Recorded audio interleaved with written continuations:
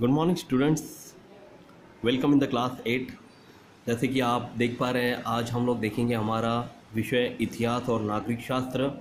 इसमें पिछले वीडियो में हमने पार्ट 2 यूरोप और भारत शुरू किया हुआ था, और जिसमें मैंने आपको जानकारी बताई कि यूरोप और भारत का एक दूसरे से किस तरह से संपर्क आया, और यूरोप में जो गतिविधियां घटित हुई लगभग समान भारत में भी उसका फ़ायदा हुआ और यूरोपियन संस्कृति भारत में आना शुरू हुई। अब जैसे मैंने आपको पिछले वीडियो में लियोनार्डो दा विंसी के बारे में जानकारी बताई थी, उन्होंने मोनालिसा का बहुत ही सुंदर चित्रकृति बनाई थी, और मैंने इसके बाद आपको धार्मिक सुधार आंदोलन के बारे में बताया। आज हम लोग इसके सामने वाला भाग देखेंगे, भौगोलिक खोज। भौगोलिक खोज में सन 1453 ईस्वी सन में ऑटोमन तुर्कियों ने, मैंने जैसे आपको बताया था कि ग्रीक नामक और रोमन परंपराएं यूरोप में थी, उसी तरह तुर्की में एक बाइजेंटाइन साम्राज्य था। तुर्की जो देश है उसमें बाइजेंटाइन साम्राज्य की जो राजधानी है कॉन्स्टेंटिनोपल, इसको पढ़ना आपको आना चाहिए बेटा, कॉन्स्टेंटिनोपल इस्तंबुल को जीत लिया। मतलब ये तुर्की जो देश है उसने एक नए देश को जीत लिया था, जो कि अभी साम्राज्य की, फिर उसने अपने साम्राज्य की उसको राजधानी बना दिया, कॉन्स्टेंटिनोपल।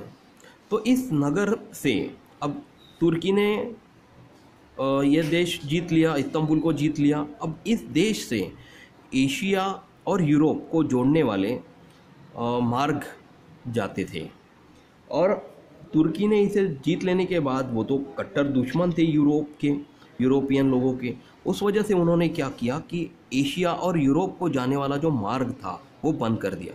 मतलब तुर्कियों ने यह मार्ग बंद कर दिया।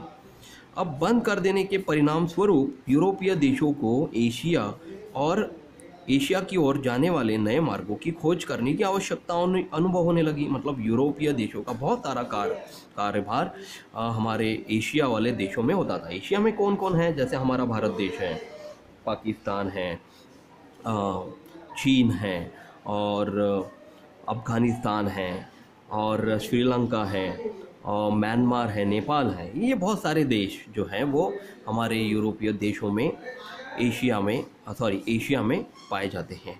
तो इनकी यहाँ से व्यापार होता था यूरोपीय देशों का एशिया देशों के साथ। तो यहाँ पे जाने वाला अगर मार्ग ही बंद कर दिया गया तुर्कियों द्वारा, तो फिर यूरोपियों को तो लगा कि हमारा व्यापार कैसे बढ़ेगा।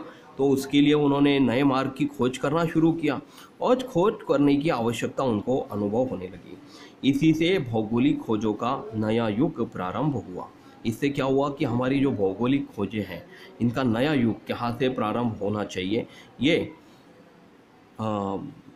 इनको इसकी ज़रूरत महसूस हुई। और फिर भौगोलिक खोज का मतलब क्या है कि भौगोलिक खोज में समुद्री मार्ग का उपयोग करके नया देश ढूंढने की कोशिश की गई।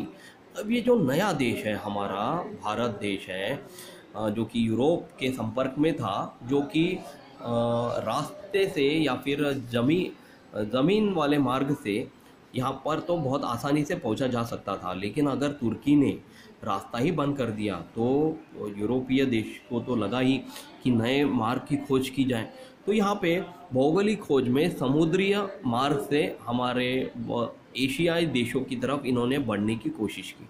मतलब ये लगभग बात है 15वीं शताब्दी की। तो 15वीं शताब्दी में यूरोप के समुद्री नाविक भारत की ओर जाने वाले जलमार्ग की खोज करने के लिए समुद्री यात्रा पर निकले। मतलब हम लोग आशियाई देश ना कहते हुए अभी हम लोग सीधा भारत देश के बारे में ही बात करते हैं, ठीक है। मतलब 15वीं शताब्दी में यूरोप को लगा कि हम लोग भारत की ओर जाने वाले जल मार्ग की खोज करेंगे, मतलब समुद्री मार्ग की खोज करेंगे। तो सन 1487, मतलब देखिए 15वीं शताब्दी की ही बात कर रहे हैं हम लोग, 1487, फिर उसके बाद 1492, और फिर आता है 1498। तो 1487 ईस्वी सन में भारत की खोज करने के लिए पोर्तुगाली नाविक बार्थोलोम्यू डायस चल पड़ा। मतलब बहुत सबसे पहले अगर कोई पोर्तुगाली यानी यूरोपियन कोई चला तो वो था बेटा बार्थोलोम्यू डायस। और परंतु वह अफ्रीका की दक्षिणी छोर तक अर्थात केप ऑफ गुड होप तक पहुंचा। देखिए तब तो कोई नक्शा नहीं था, ना ही कोई जानकारी बताने वाला था, ना ही कोई हमारे पास साधन था कि जिससे हम लोग भारत की ओर चलकर देखेंगे या फिर वहाँ से वहाँ पे जाने वाला मार्ग क्या है वो ढूंढने की कोशिश करेंगे। अब ये जो तकनीक है बहुत ज़्यादा विकसित हो गई है।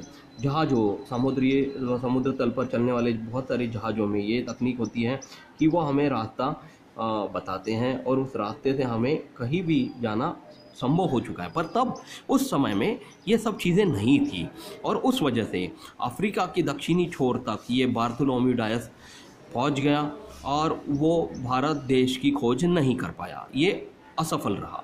फिर उसके बाद 1492 ईस्वी सन में लगभग 5 साल बाद क्रिस्टोफर कोलंबस ने पश्चिम की दिशा में चलकर भारत की खोज करने का प्रयास किया, परंतु इस प्रयास में वह अमेरिका महाद्वीप के पूर्वी तट पर पहुंच गया।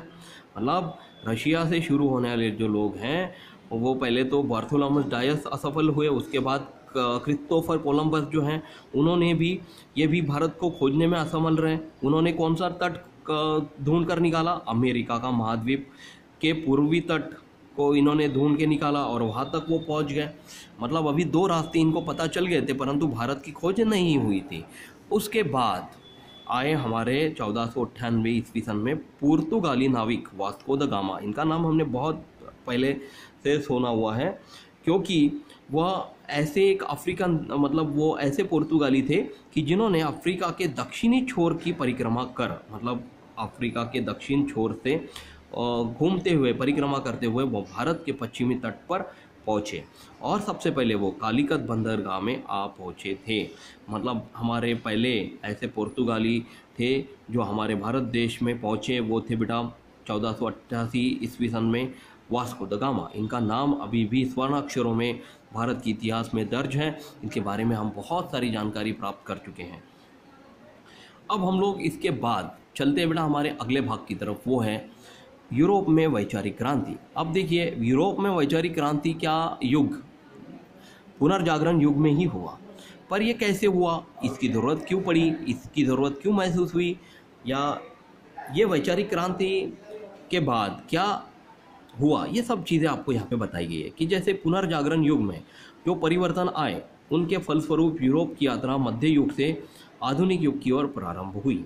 जो मध्य युग है, जैसे मैंने आपको 1300 ईस्वी सन के बारे में बताया, 16वीं शताब्दी तक ये जो मध्य युग शुरू हुआ था वो आधुनिक युग की ओर प्रारंभ हुआ। आधुनिक युग यानी अभी जो हम लोग अभी का जो युग जी रहे हैं, अभी देख रहे हैं, उस वहाँ तक ये पुनर्जागरण युग जो है वो शुरू हुआ। वो यूरोप की यात्रा से शुरू हुआ। इसी कालखंड में यूरोप में वैचारिक क्रांति हुई। मैंने बताया था ना आपको लास्ट वीडियो में कि हमने मनुष्य को मनुष्य की तरह समझना इस युग में शुरू हुआ था, है ना। इस युग में मानवता को महत्व दिया गया, वैचारिक गतिविधियों को महत्व दिया गया। तो इसी कालखंड में यूरोप में वैचारिक क्रांति शुरू हुई। पूर्ववर्ती अज्ञान और अंधश्रद्धा में से समाज मुक्त होने लगा। बहुत सारे धार्मिक गतिविधियों में जो या फिर अज्ञान में मानव फंसा हुआ था, अंधश्रद्धा में वो जकड़ा हुआ था, उस समाज से वो मुक्त होना शुरू हुआ। प्रस्तापित रूढ़ियों और मान्यताओं तथा घटित घटनाओं की ओर वैज्ञानिक और विश्लेषणात्मक दृष्टिकोण से देखा जाने लगा। जो नई रूढ़ी परंपराएं हैं या फिर वैज्ञानिक क्रांतियों से विश्लेषण लेकर किसी धार्मिक गतिविधियों का विचार करना, उसका दृष्टिकोण बदलना शुरू हुआ। वैज्ञानिक और विश्लेषणात्मक दृष्टिकोण से धार्मिक रूढ़ियों को, मान्यताओं को, परंपराओं को, घटनाओं को देखना शुरू हुआ। और ये देखने के बाद ही ये आकलन हुआ कि ये जो धार्मिक रूढ़ी परंपराएं हैं ये गलत हैं। वैज्ञानिक दृष्टिकोण सही है, इससे हमें बहुत सारी जानकारी मिलती है। यदि भगवान के भरोसे अगर हम रहें और किसी हमारे घर के सदस्य को बहुत तेज़ बुखार आया है या फिर बहुत सारी उसको तकलीफ़ हो रही है या उसकी तबीयत ठीक नहीं है, और अगर हमने अंगार वगैरह लगाकर उसको जीवित करने की कोशिश की या मृत हो गया, तो अब तब हम लोग कुछ नहीं कर पाते। लेकिन वैज्ञानिक दृष्टिकोण से अगर हमने कुछ जड़ी बूटी या फिर कुछ दवाई या मेडिसिन देकर उसको जीवित करने की कोशिश की, है ना, तो वो बच सकता है। इससे वैज्ञानिक और विश्लेषणात्मक दृष्टिकोण देखना शुरू हुआ। इस समग्र परिवर्तन को वैचारिक क्रांति भी कहा जाने लगा। इस वैचारिक क्रांति को बहुत ही जल्दी जन्म लेना था और वो जन्म ले चुका था। वैचारिक क्रांति से बहुत ज़्यादा हमें, हमारे भारत देश को, यूरोप को बहुत ज़्यादा फ़ायदा हुआ। इस वैचारिक क्रांति द्वारा यूरोप में विज्ञान के क्षेत्र में अनुसंधान एवं आविष्कार को प्रोत्साहन मिला। जैसे वैचारिक क्रांति का एक दूसरा उपयोग ये भी हुआ कि हम लोग भौगोलिक जानकारी प्राप्त करना शुरू हुए, समुद्री मार्ग को ज्ञात करना हमने शुरू किया, सूर्य चंद्र में होने वाले बदलाव को देखना हमने शुरू किया, है ना, अमावस पूर्णिमा को जानना हमारा शुरू हुआ, या जो हम लोग जो पुरानी परंपराओं पर डिपेंड थे, जैसे हम ये मानते थे कि चंद्र जो है ये ग्रह नहीं है, पर वैचारिक क्रांति से, वैज्ञानिक दृष्टिकोण से हमें ये पता चला कि वो एक ग्रह है और वो हमारे पृथ्वी की ओर चारों ओर घूमता रहता है। हमारी पृथ्वी भी गोल है, वो भी सूर्य के चारों ओर खुद घूमती रहती है और खुद के चारों ओर भी घूमती रहती है और अपनी परिक्रमा कंप्लीट करती है ना। और एक परिक्रमा पृथ्वी को सूर्य के चारों ओर घूमते हुए कंप्लीट करने के लिए उसको 365 दिन लगते हैं। ये सभी आविष्कार यूरोप के विज्ञान क्षेत्र में शुरू हुए और इसका प्रोत्साहन प्राप्त हुआ। ठीक है, तो इसके बाद ये जो राजनीतिक क्षेत्र में क्रांति है या अमेरिका का स्वतंत्र युद्ध है, ये सब हम लोग हमारे अगले वीडियो में ज़रूर देखेंगे। तब तक अपना खुद का ख्याल रखिए। Thank you class, take care, bye.